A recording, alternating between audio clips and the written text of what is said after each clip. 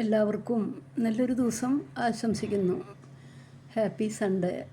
ഇന്ന് തിരുനാൾ ദിവസമായ Chembukkavu Sacred heart ചർച്ചിൽ പോകുവാനും പ്രാർത്ഥിക്കുവാനും അച്ഛൻ്റെ കയ്യിൽ 4-5 ബുക്ക് എല്ലാം ദൈവമഹത്വത്തിനായി എന്ന ബുക്ക് ഇന്ന് തിരുനാളായി വരുന്ന അച്ഛന്മാർക്ക് കൊടുക്കുവാൻ, തിരുനാൾ കുർബാന അർപ്പിക്കുന്ന അച്ഛന്മാർക്ക് കൊടുക്കുവാനും, അവിടെ പള്ളിയുടെ ഡോറിൻ്റെ അവിടെയുള്ള സ്റ്റെപ്പിൻ്റെ താഴെയായി എൻ്റെ എല്ലാം ദൈവമഹത്വത്തിനായി എന്ന പുസ്തകത്തിൻ്റെ പരസ്യം വയ്ക്കുവാനും എനിക്ക് സാധിച്ച്, അതോടൊപ്പം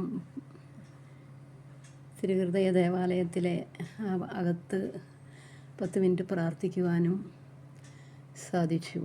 ഇന്നേ ദിവസം എല്ലാത്തിനും ദൈവത്തോട് നന്ദി പറയുന്നു.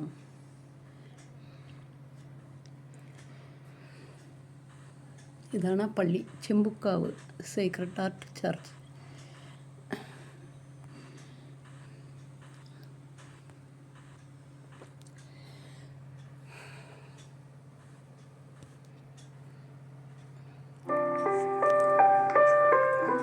യേശു പറഞ്ഞു, എന്റെ പ്രബോധനം എന്റെ സ്വന്തമല്ല, എന്നെ അയച്ചവൻ്റേതത്രേ.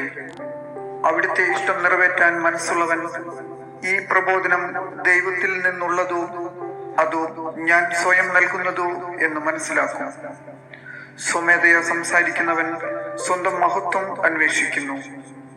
എന്നാൽ തന്നെ അയച്ചവന്റെ മഹത്വം അന്വേഷിക്കുന്നവൻ സത്യവാനാണ്, അവനിൽ അനീതിയില്ല.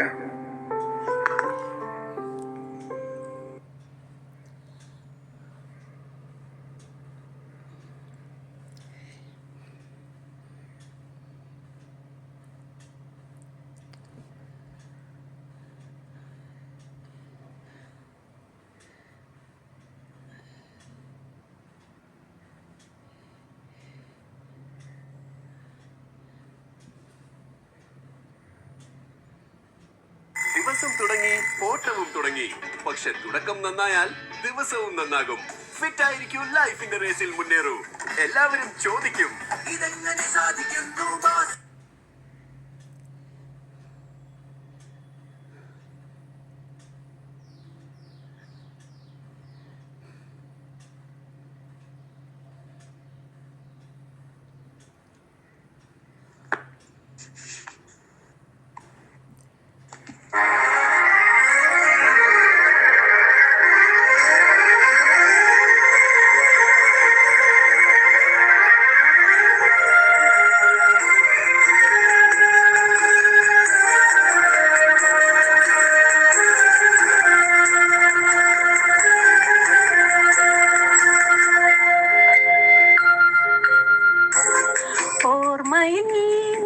നിൻമുഖം മാത്രം ഓർക്കുമ്പോൾ മനം കുളിരുന്നു, മിഴികളിൽ സ്നേഹം ഒഴുകുന്നു. യേശുവേ ജീവദായക, ജീവിതം നിന്നിലേകുന്നു. നിൻഹിതം ഞാൻ അറിയുന്നു.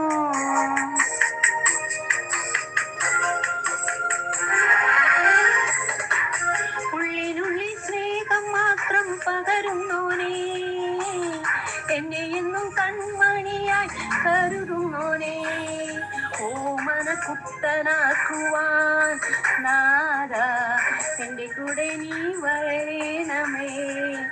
ഉള്ളിനുള്ളിൽ സ്നേഹം മാത്രം പകരുന്നോനേ, എന്നെ എന്നും കൺമണിയായി കരുതുന്നോനേ, ഓമന കുട്ടനാക്കുവാൻ നാദ എന്റെ കൂടെ നീ വരേണമേ.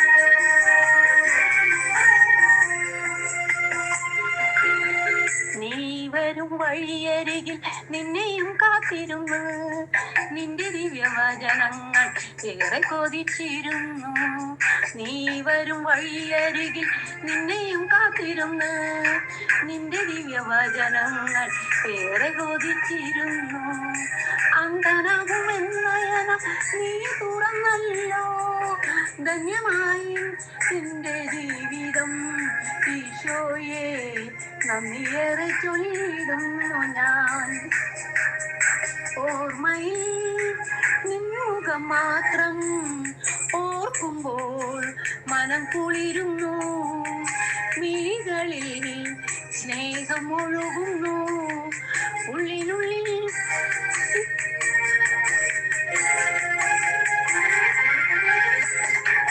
ഉള്ളിനുള്ളിൽ സ്നേഹം മാത്രം പകരുന്നോനേ എന്നെ എന്ന് കൺമണിയായി കരുതുന്നോനേ ഓമന കുട്ടനാക്കുവാൻ നാദാ എന്റെ കൂടെ നീ വരേണമേ ഉള്ളിനുള്ളിൽ സ്നേഹം മാത്രം പകരുന്നോനേ എന്നെ എന്നും കൺമണിയായി കരുതുന്നോനേ ഓമന കുട്ടനാക്കുവാൻ നാദാ എന്റെ കൂടെ നീ വരേണമേ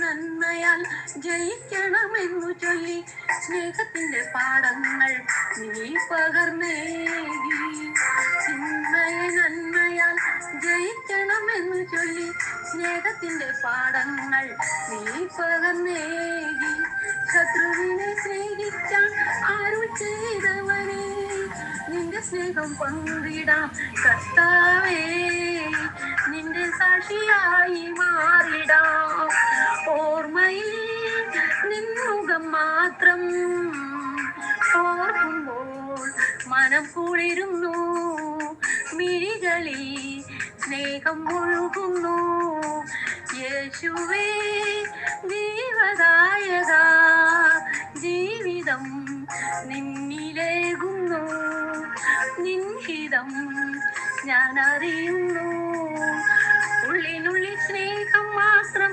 പകരുന്നോനേ എന്നെ എന്നും കൺമണിയായി കരുതുന്നോനേ ഓമന കുട്ടനാക്കുവാൻ നാഗ എന്റെ കൂടെ നീ വരേണമേ ഓമന കുട്ടനാക്കുവാൻ നാഗ എന്റെ കൂടെ നീ വരേണമേ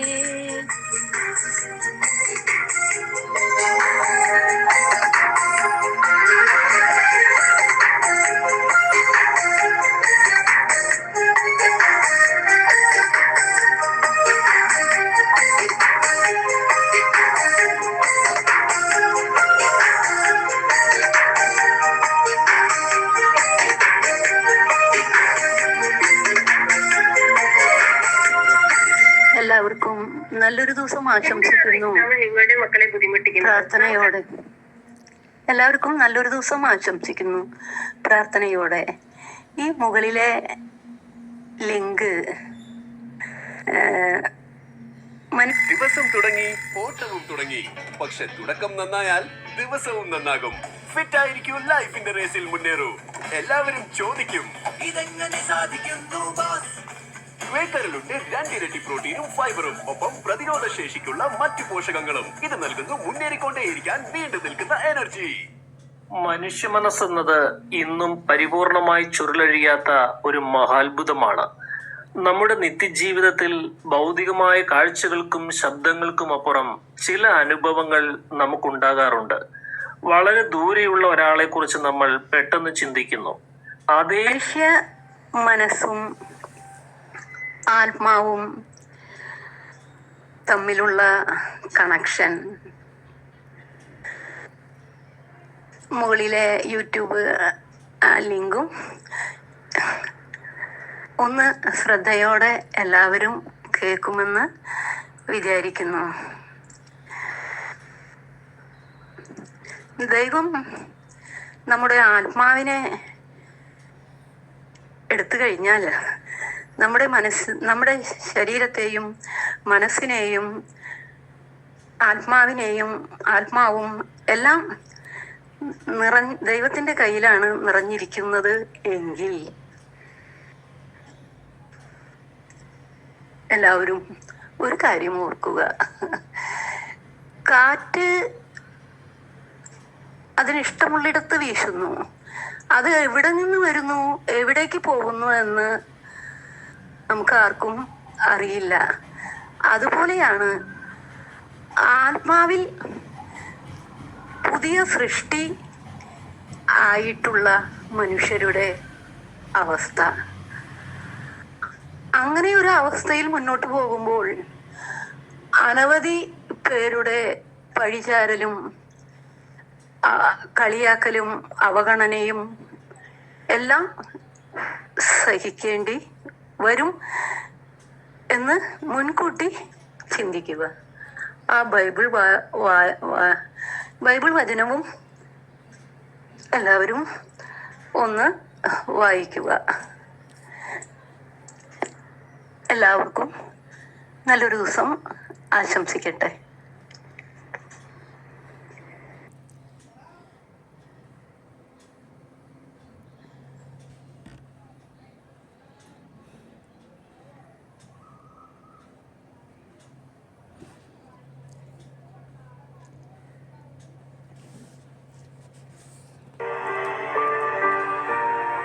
ഒരാളെ ഇല്ലാതാക്കാൻ കത്തിയോ തോക്കോ ഒന്നും വേണ്ട. ഒരു നുണയും അത് ആഘോഷമാക്കാൻ കുറച്ച് ആൾക്കൂട്ടവും ധാരാളം മതി. ചിലരുടെയൊക്കെ ആവേശത്തിനോ നിസ്സാരമായ വിനോദത്തിനോ വേണ്ടി തൊടുത്തുവിടുന്ന നുണകൾ തിരിച്ചെടുക്കാൻ കഴിയാത്ത വിധം വിഷം പുരട്ടിയ അമ്പുകളാണ്. അതേൽക്കുന്നവർക്ക് മരണം വരെ നീറുന്ന നീറ്റിലാണ്. പുഞ്ചിരിയുടെ മുന്നിൽ നിൽക്കുന്നവർ തന്നെ പിന്നിൽ നിന്ന് കുഴി തോണ്ടുന്നതാണെന്നേ ലോകരീതി. അനിഷ്ടമുള്ളവർ കെട്ടിച്ചമയ്ക്കുന്ന കഥകൾക്ക് നമ്മുടെ സ്വഭാവത്തിന്റെയോ സത്യത്തിന്റെയോ പിൻബലമുണ്ടാവില്ല. അപവാദ പ്രചരണം വെറുമൊരു വാക്കല്ല, നിശബ്ദമായൊരു നരഹത്യയാണ്. കേട്ടുപരിചയിച്ച നുണകളിൽ ഓരോരുത്തരും അവരവരുടെ ഭാവനകൾ തുന്നിച്ചേർക്കുമ്പോൾ അവിടെ ഇല്ലാതാകുന്നത് ഒരു മനുഷ്യന്റെ ആയുസ്സും അഭിമാനവുമാണ്.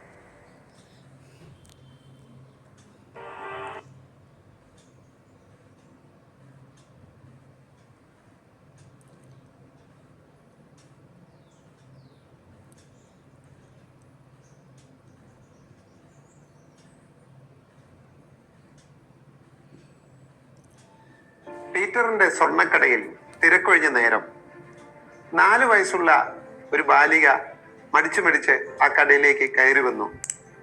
പീറ്ററിന് കൗതുകം തോന്നി. പീറ്റർ അവളോട് ചോദിച്ചു, മോൾ എന്താണ് വന്നത്? അവളൊന്നും മിണ്ടാതെ അവിടെ വിൽപ്പനയ്ക്കായി വെച്ചിരുന്ന എല്ലാ മാലകളിലേക്കും മാറി മാറി നോക്കി. പീറ്റർ ചോദിച്ചു, മോൾക്ക് ഏതു മാലയാണ് വേണ്ടത്? അവൾ അതിൽ ഒരു രത്നമാല തൊട്ട് കാണിച്ചു. പീറ്റർ ചോദിച്ചു, മോളുടെ കയ്യിൽ പൈസയുണ്ടോ? ഉണ്ട്. അവൾ തൂവാലയിൽ പൊതിഞ്ഞിരുന്ന അവളുടെ പണം പീറ്ററിനെ ഏൽപ്പിച്ചു. പീറ്റർ എണ്ണി നോക്കി, 11 സെന്റ് മാത്രം. മോൾക്ക് ഏതു മാലയാ വേണ്ടത്? അവൾ തൊട്ട് കാണിച്ച മാലയ്ക്ക് $100 വിലയുണ്ടായിരുന്നു. പീറ്റർ ചോദിച്ചു വാത്സല്യത്തോടെ, മോൾക്ക് എന്തിനാണ് ഈ മാല? അവൾ പറഞ്ഞു, എനിക്കൊരു ചേച്ചിയുണ്ട്. ചേച്ചി മാത്രം, അച്ഛനും അമ്മയുമില്ല. ചേച്ചിയുടെ പിറന്നാളാണ് നാളെ. ആ ചേച്ചിക്ക് ഏറ്റവും മനോഹരമായ ഒരു സമ്മാനം വാങ്ങാൻ എനിക്ക് കിട്ടിയ ചില്ലറ തുട്ടുകൾ ഞാൻ സൂക്ഷിച്ചു വെച്ച് ഒരു മാല വാങ്ങി നൽകുവാൻ വന്നതാണ്. ഒന്നും മിണ്ടാതെ പീറ്റർ ആ രത്നമാല എടുത്ത് ഭംഗിയായി പൊതിഞ്ഞ് ഹാപ്പി ബർത്ത്ഡേ എഴുതി കുഞ്ഞിന്റെ കയ്യിൽ കൊടുത്തു. വളരെ സന്തോഷത്തോടെ തുള്ളിച്ചാടി അവൾ വീട്ടിലേക്ക് പോയി. അല്പം കഴിഞ്ഞപ്പോൾ ആ ബാലികയെയും കൂട്ടി അവളുടെ ചേച്ചി പരിഭ്രമിച്ച് ഈ പീറ്ററിന്റെ കടയിലേക്ക് കയറി വന്നു. പീറ്ററിനോട് ചോദിച്ചു, എന്റെ അനുജത്തി ഈ മാല കൊണ്ടുവന്നിരിക്കുന്നു, ഇത് യഥാർത്ഥ രത്നങ്ങളാണോ? പീറ്റർ പറഞ്ഞു, അതേ മോളെ, ഇത് യഥാർത്ഥ രത്നങ്ങളാണ്. ഇതിന്റെ വില എന്റെ അനുജത്തി തന്നോ? പീറ്റർ പറഞ്ഞു, അവൾക്കുള്ളത് മുഴുവനും തന്നു. പ്രിയപ്പെട്ടവരെ, നമ്മൾ ആരെയാണ് ബഹുമാനിക്കേണ്ടത്, ആരെയാണ് ആദരിക്കേണ്ടത്, ആരെയാണ് സ്നേഹിക്കേണ്ടത്? തൻ്റെ ചേച്ചിക്ക് മനോഹരമായ ഒരു സമ്മാനം കൊടുക്കാൻ ആഗ്രഹിച്ച ആ കുഞ്ഞു ബാലികയെയോ, അത് തൻ്റെ അനിയത്തി ഒരു രത്നമാല കൊണ്ടുവന്നപ്പോൾ അതിന്റെ വില അവൾക്ക് കൊടുക്കാൻ കഴിയില്ല എന്നറിഞ്ഞിട്ടും തിരിച്ച് ആ കടയിൽ കൊണ്ടുപോകാൻ അവളെ സ്നേഹിക്കുന്ന അവളുടെ ചേച്ചിയെയോ, അതോ $100 വിലയുള്ള ഒരു സ്വർണമാല ആ കുഞ്ഞുങ്ങൾക്ക്, അനാഥരായ ആ കുഞ്ഞുങ്ങൾക്ക് 11 സെന്റിന് നൽകാൻ മനസ്സ് കാണിച്ച പീറ്ററിനെയോ? ആരെയാണ്? പ്രിയപ്പെട്ടവരെ, ഹൃദയത്തിൽ ദൈവത്തിന്റെ കൈയൊപ്പുള്ളവർക്ക് മാത്രം ചെയ്യാൻ കഴിയുന്ന കാര്യമാണ് ഇത്തരത്തിലുള്ള ഉദാരമായ ദാനശീലം. നമുക്കും ജയിലിലെ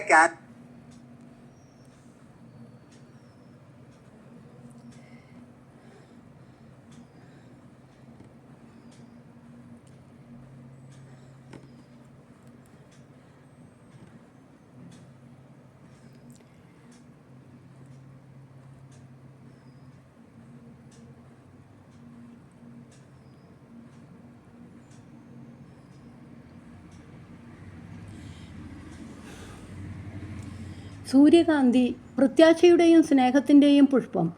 ആകാശം ഇരുളടഞ്ഞാലും പ്രകാശത്തിൻ്റെ ചെറിയൊരു കിരണത്തിന് പിന്നാലെ പായാൻ സൂര്യകാന്തി എപ്പോഴും തയ്യാറാണ്. ജീവിതത്തിലെ പ്രതിസന്ധികളിൽ തളരാതെ നന്മയുടെ സൂര്യനെ മാത്രം നോക്കി പുഞ്ചിരിക്കാൻ ഈ പൂവ് നമ്മെ പഠിപ്പിക്കുന്നു. ഓരോ സൂര്യകാന്തിയും പ്രകൃതി ഭൂമിക്ക് നൽകുന്ന ഒരു സന്ദേശമാണ് നീ എവിടെയാണെങ്കിലും വെളിച്ചത്തിലേക്ക് മാത്രം മുഖം തിരിക്കുക എന്നത്. സ്വർണ്ണവർണ്ണമാർന്ന ദളങ്ങൾ വിടർത്തി നിൽക്കുന്ന സൂര്യകാന്തി പതറാത്ത വിശ്വാസത്തിൻ്റെ പ്രതീകമാണ്. സൂര്യൻ അസ്തമിച്ചാലും നാളെ വീണ്ടും ഉദിക്കുമെന്ന ഉറച്ച വിശ്വാസത്തോടെയാണ് അത് തല താഴ്ത്തുന്നത്.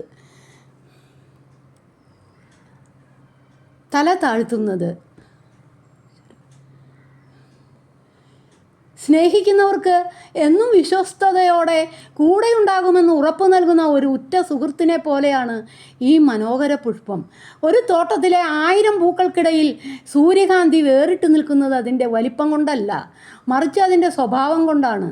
വെളിച്ചം എവിടെയുണ്ടോ അവിടേക്ക് തിരിയുന്ന അതിൻ്റെ രീതി നമ്മുടെ ജീവിതത്തിലും പോസിറ്റീവായ കാര്യങ്ങളെ മാത്രം സ്വീകരിക്കാൻ നമ്മെ പ്രേരിപ്പിക്കുന്നു. സന്തോഷത്തിൻ്റെയും ഉന്മേഷത്തിൻ്റെയും നിറമായ മഞ്ഞ കാണുന്നവരുടെ മനസ്സിലെ സങ്കടങ്ങൾ മായ്ക്കാൻ കരുത്തുള്ളതാണ്. വേരുകൾ മണ്ണിൽ ആഴ്ന്നു നിൽക്കുമ്പോഴും കണ്ണ് എപ്പോഴും ഉന്നതങ്ങളിലെ സൂര്യനെ തേടുന്ന ലക്ഷ്യബോധമുള്ള ഒരു ജീവിതത്തിൻ്റെ നേർചിത്രമാണ് ഓരോ സൂര്യകാന്തിയും. തളർന്നു പോകുമ്പോൾ തണലാകാനും ഒറ്റപ്പെടുമ്പോൾ പ്രകാശമാകാനും ഈ പൂവിനെ പോലെ നമുക്കും മാറാൻ കഴിഞ്ഞെങ്കിൽ എന്ന് ഓരോ വായനക്കാരനും ചിന്തിച്ചു പോകും. സൂര്യകാന്തിയുടെ അർത്ഥങ്ങളും സവിശേഷതകളും. സൂര്യകാന്തി വെറുമൊരു പൂവല്ല, അത് ആഴമേറിയ അർത്ഥങ്ങൾ വഹിക്കുന്ന ഒന്നാണ്. അചഞ്ചലമായ വിശ്വാസം. സൂര്യൻ എവിടെയാണോ അവിടേക്ക് തിരിയുന്നതിലൂടെ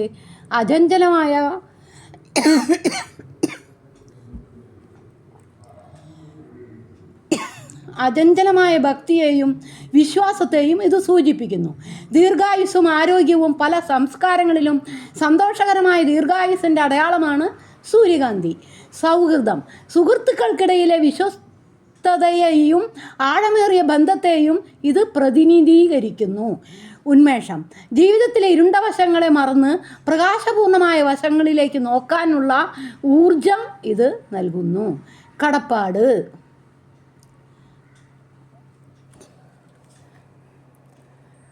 കടപ്പാട്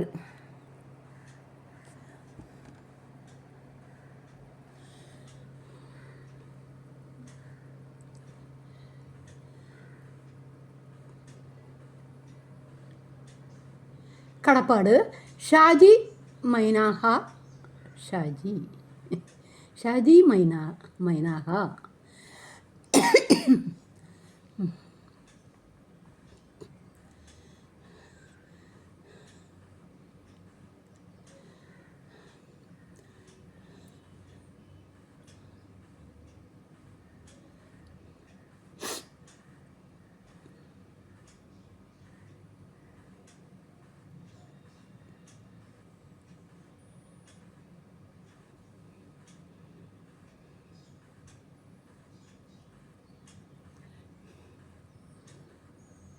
നല്ല ചിന്ത. ഒരു കാക്കയ്ക്ക് പരുന്തിനോട് കടുത്ത അസൂയ തോന്നി. പരുന്തിൻ്റെ താമസം മലമുകളിലുള്ള ഉയർന്ന മരക്കൊമ്പുകളിലാണ്. എത്ര ഉയരത്തിലും അതിന് പറന്നെത്താനാകും. ചിറകനക്കാതെ അത് വായുവിൽ ഒഴുകി നടക്കും. വളരെ ഉയരത്തിൽ നിന്നും പാഞ്ഞെത്തി അത് ഇരകളെ റാഞ്ചിയെടുക്കും. കാക്കയും അവസാനം പരുന്താകാൻ തീരുമാനിച്ചു. കാക്ക മലമുകളിലേക്ക് ചിറകടിച്ച് കയറി. ഉയരങ്ങളിലേക്ക് അത് പറക്കാൻ ആരംഭിച്ചു. എന്നാൽ കുറച്ചു ദൂരം പിന്നിട്ടപ്പോൾ അതിന് കൂടുതൽ മുകളിലേക്ക് പറക്കാനാകാതെ വന്നു. അപ്പോൾ അത് ചിറകടിക്കാതെ പറക്കാൻ ശ്രമിച്ചു. പെട്ടെന്ന് അതിൻ്റെ ചിറകുകൾ കുഴയാൻ തുടങ്ങി. അപ്പോഴാണ് താഴോട്ട് കുതിക്കാൻ ശ്രമിച്ചു. അപ്പോഴത് താഴോട്ട് കുതിക്കാൻ ശ്രമിച്ചു. ദൗർഭാഗ്യമെന്ന് പറയട്ടെ, സ്വയം നിയന്ത്രിക്കാനാകാതെ അത് തല തല്ലി താഴെ വീണ് ചത്തു. വലുതാകണമെങ്കിൽ വളരണം. ശരീരവും മനസ്സും ബുദ്ധിയും ആഗ്രഹം കൊണ്ട് മാത്രമല്ല ആരും ഉന്നതങ്ങളിൽ എത്തുന്നത്, നിരന്തര പരിശ്രമം കൊണ്ടുകൂടിയാണ്. ഓരോ പടിയും ചവിട്ടി കയറുമ്പോൾ ആർജിക്കുന്ന ശേഷിയും കരുത്തുമാണ് അടുത്ത ചുവടിനുള്ള ആത്മബലമേകുന്നത്. മലമുകളിലൂടെ സഞ്ചരിക്കാനാകാത്തവനെ അവിടെ പാർപ്പിടം ഒരുക്കാനാവില്ല. അഥവാ സാധിച്ചാൽ തന്നെ അപരിചിത്വം കൊണ്ട്, ആലസ്യം കൊണ്ട് അവിടെ തുടരാനാകാതെ വരും. ആഗ്രഹിക്കുന്നിടത്ത് എത്തിച്ചേരണമെങ്കിൽ ഇല്ലാത്ത പലതും ആർജിക്കേണ്ടി വരും. ഉള്ളത് പലതും ഉപേക്ഷിക്കേണ്ടിയും വന്നേക്കാം. ആവശ്യമായതിനെ കൂട്ടിച്ചേർക്കുകയും അധികമായതിനെ അകറ്റി നിർത്തുകയും ചെയ്യുന്ന ഒരു തുടർ പ്രവർത്തനത്തിൻ്റെ ഫലമാണ് വളർച്ച. അന്യൻ്റെ ജീവിതത്തിലെ സുന്ദര നിമിഷങ്ങളെ സ്വന്തം ചട്ടക്കൂടുകളിലേക്ക് ആവാഹിച്ചെടുക്കാൻ ശ്രമിക്കുമ്പോഴുണ്ടാകുന്ന വീഴ്ചകൾക്ക് മറ്റുള്ളവരെ പഴിച്ചിട്ട് കാര്യമില്ല. തന്നത് നിയോഗങ്ങളും കർമ്മങ്ങളാണ്. തനത് നിയോഗങ്ങളും കർമ്മങ്ങളുമാണ് ഓരോ ജീവിതത്തെയും ശ്രേഷ്ഠമാക്കുന്നത്. കടപ്പാട്.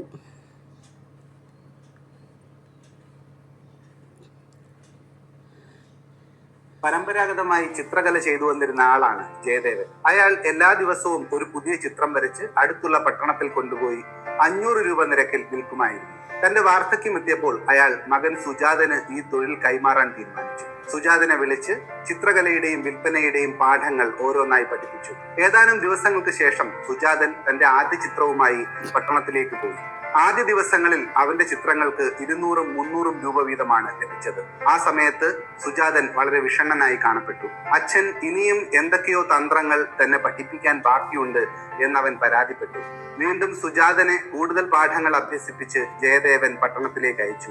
ഒടുവിൽ ഒരു നാൾ തന്റെ ചിത്രത്തിന് 700 രൂപ ലഭിച്ച സന്തോഷം പങ്കുവെച്ച് സുജാതൻ വീട്ടിലേക്ക് മടങ്ങിയെത്തി. ജയദേവൻ അവനെ വിളിച്ചു പറഞ്ഞു, ഇനി നമുക്ക് 1000 രൂപയുടെ ചിത്രം വരയ്ക്കുന്നത് എങ്ങനെയെന്ന് പഠിക്കാം. തന്റെ പിതാവിനെ പുച്ഛത്തോടെ നോക്കിക്കൊണ്ട് സുജാതൻ പറഞ്ഞു, ജീവിതകാലം മുഴുവൻ 500 രൂപയ്ക്ക് മാത്രം ചിത്രം വരച്ച് നടന്നിരുന്ന അച്ഛൻ എന്നെ എങ്ങനെയാണ് 1000 രൂപയ്ക്കുള്ള ചിത്രങ്ങൾ വരയ്ക്കാൻ പഠിപ്പിക്കുന്നത്?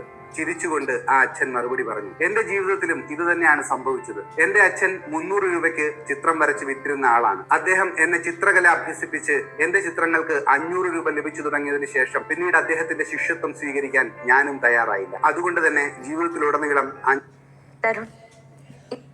500 രൂപയ്ക്ക് മുകളിൽ വില ലഭിക്കുന്ന ഒരു പടം പോലും എനിക്ക് വരയ്ക്കാനും സാധിച്ചില്ല. പുതിയ പാഠങ്ങളെ പൂർണ്ണ മനസ്സോടെ ഉൾക്കൊള്ളാൻ സാധിക്കുമ്പോൾ മാത്രമാണ് നമുക്ക് ജീവിതത്തിൽ മുന്നേറാൻ സാധിക്കുന്നത്. പരമ്പരാഗതമായി ചിത്രകല ചെയ്തു വന്നിരുന്ന ആളാണ് ജയദേവൻ. അയാൾ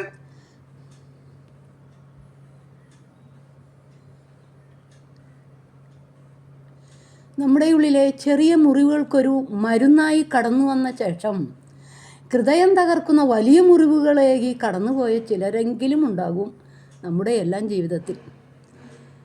എല്ലാവർക്കും നന്മ വരട്ടെ പ്രാർത്ഥനയോടെ. സേക്രഡ് ഹാർട്ട് ചർച്ച് തിരുനാളിൻ്റെ എല്ലാ ആശംസകളും എല്ലാവർക്കും